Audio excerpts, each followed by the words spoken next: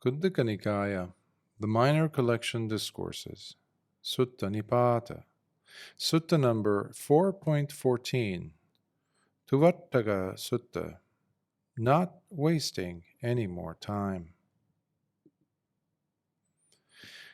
I've come to ask you, O great sage, kinsman of the sun, about seclusion and the attainment of cessation. How does a bhikkhu who, having understood, become released and cooled, no longer reaching out into the world to grab onto anything? And the Blessed One replied by saying,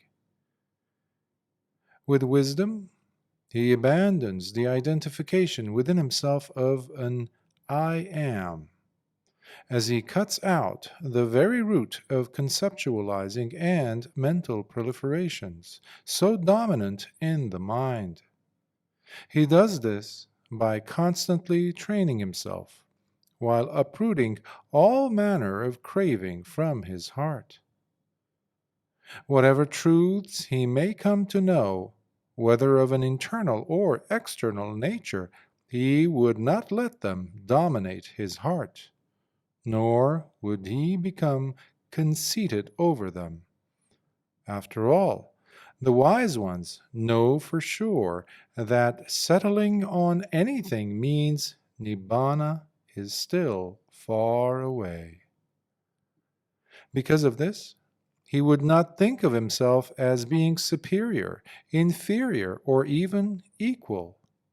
Thus, in making contact with all kinds of experience, he does not fall into the trap of incessantly comparing and contrasting.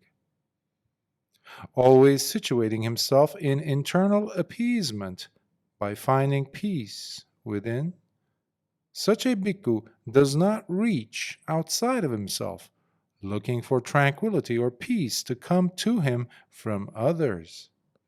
As such, if he never takes up anything, what would he need to put back down? Just like in the middle of the deep ocean, there are no waves to be seen crashing about, where stillness and quiet pervade. Likewise, the bhikkhu, standing quiet and unmoved, does not make any fulsome ripples, due to the absence of arrogance or pride in his heart. The one with eyes wide open, himself having witnessed it directly, has explained the Dhamma that drives out all troubles with certainty. Now, please speak to us about the training in this practice, O Blessed One. Speak about the rules of higher training, along with the ways of going deeper in meditative practice. Do not go coveting with lustful eyes. Protect the ears from disparaging and common talk. Do not greedily seek out flavors and reject the possession of anything whatsoever in the world. When the bhikkhu is touched by a painful experience, he does not lose his composure nor wails for any reason. This because he is no longer a person who looks for a re-becoming somewhere else to run away from the terrors being faced now. In receiving your alms food and drinks, other nourishments and clothes, do not go on accumulating or storing them, nor worry or fret about whether you will obtain such things ever again. The bhikkhu is not a drifter. He is a meditator. So do not be fond of traveling here and there, wanting to explore different places, for such things will only make you more restless and negligent. Instead, find yourself a quiet place and just stay there, practicing diligently. Such a bhikkhu would not pay attention to whether he is getting enough sleep or not. Instead, his drive is focused as he puts continuous energy into staying awake to maintain his practice. And by giving up drowsiness, he gets rid of all manner of self-deception, merriments, distractibility, looking physically good, or thinking about anything to do with sex. No true disciple of mine would practice casting spells or making atharva charms, or engage in any kind of dream interpretation, reading signs, or astrology. As such, the true bhikkhu would not dedicate his time interpreting the cries of animals, nor engage in animal husbandry, or the art of healing physical ailments, nor inducing human fertilization or abortions. Such a bhikkhu is never excited or elated in hearing praise.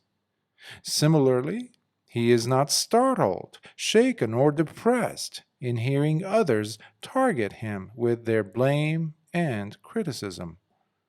Instead, he is one who shuns longing altogether, along with stinginess, jealousy, vindictiveness, and slander. The bhikkhu does not involve himself with the buying or selling of things, which reduces the chances for him to get blamed by others. He does not enjoy lingering in the village, within society, or among lay people, nor does he work up his charm for supporters to like him, so he may secure more gain for himself. The bhikkhu does not show off or become boastful, nor does he use innuendos or ambiguities, speaking words with ulterior motives. When trading, he is neither disrespectful nor contentious. He does not live his life through lies, nor is he intentionally cunning or devious, working with hidden motives. He neither despises others nor looks down upon them because of who he is or where he comes from as opposed to them, nor discriminates against or degrades others because of his level of wisdom, attainments, or even the training rules he maintains. And even when he is provoked by hearing or witnessing negative remarks and attacks being made against him from others, whether from monastics or even lay people, he would not go on attacking them in response.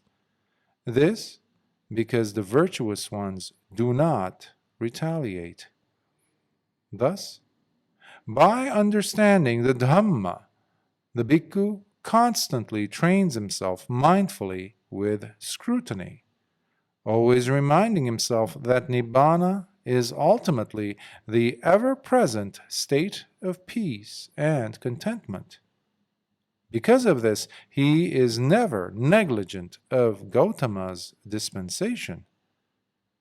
In this manner, the bhikkhu continues training diligently on the path, in the example of the Tathagata, as per his dispensation, whereby through his own efforts he attains that which had not been attained by him previously, and thus he becomes an undefeated conqueror, a true vanquisher himself, who has seen the Dhamma first-hand, directly, and not as a result of hearsay. This is what the Blessed One said. Sadhu, sadhu, sadhu.